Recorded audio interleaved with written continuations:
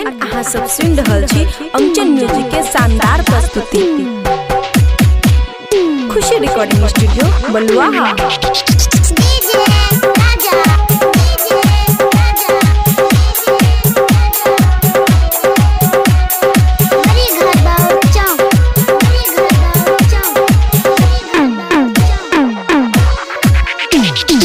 मैया गे मैया हमर सैया छोकार, देखे में निकने लागे बिल्कुल बेकार। गोसा से हमें एकर फरबो कपार, दिल खुश सैया छो बहुते बेकार। माई गे माई हमर सैया छोकार, देखे में निकने लागे बिल्कुल बेकार।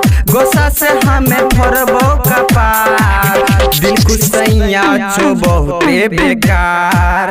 मैया गे मैया हमर सैया छोकार, देखे में निकने लागे बिल्कुल बेकार।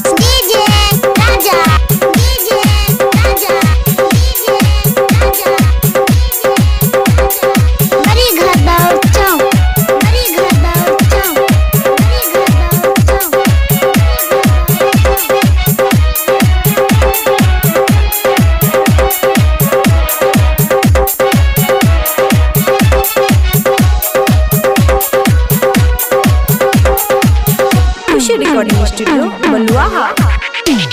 जहिया से शादी होले मनहू ने लागे, खाना पीना गे माई मनहू ने भावे। खाना पीना गे माई मनहू ने भावे। जहिया से शादी होले मनहू ने लागे, खाना पीना गे माई मनहू ने भावे। हमरा जिंदगिया के कैले बर्बाद, करका सैया छो बिल्कुल बेकार। मैया गे मैया हमर सैया छोकार, देखे में निकने लागे बिल्कुल बेकार। मैया गे मैया हमर सैया छोकार, देखे में निकने लागे बिल्कुल बेकार।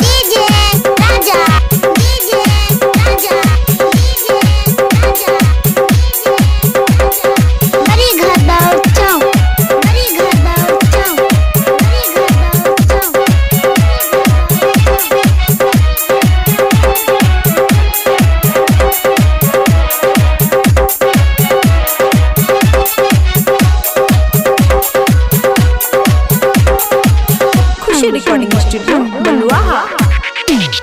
चूल्ही ने चौका नहीं खाना बनैबो, करका घरे भेजैबे ते जहर खाइ के हम मरी जइबो। चूल्ही ने चौका नहीं खाना बनैबो, करका घरे भेजैबे ते जहर खाइ के हम मरी जइबो। एकरा से नीक छो मुररिया हमर यार गे, करका सैया छो बिल्कुल बेकार गे। मैया गे मैया हमर सैया छोकार, देखे में निकने लागे बिल्कुल बेकार। क्या गे मैया हमर सैया छोकार, देखे में निकने लागे बिल्कुल बेकार। खुशी रिकॉर्डिंग स्टूडियो बलुआहा।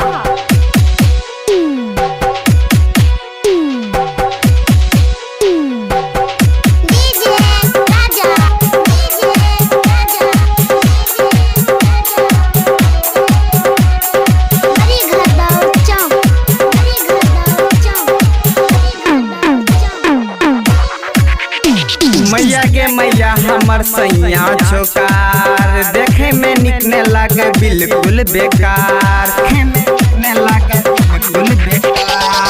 मैया गे मैया हमर सैया छोकार, देखे में निकने लागे बिल्कुल बेकार। गोसा से हमें फरबो कपार, दिल खुश सैया छो बहुते बेकार। गोसा से हमें फरबो कपार, दिल खुश सैया छो बहुते बेकार। खुशी रिकॉर्डिंग स्टूडियो बलुआहा।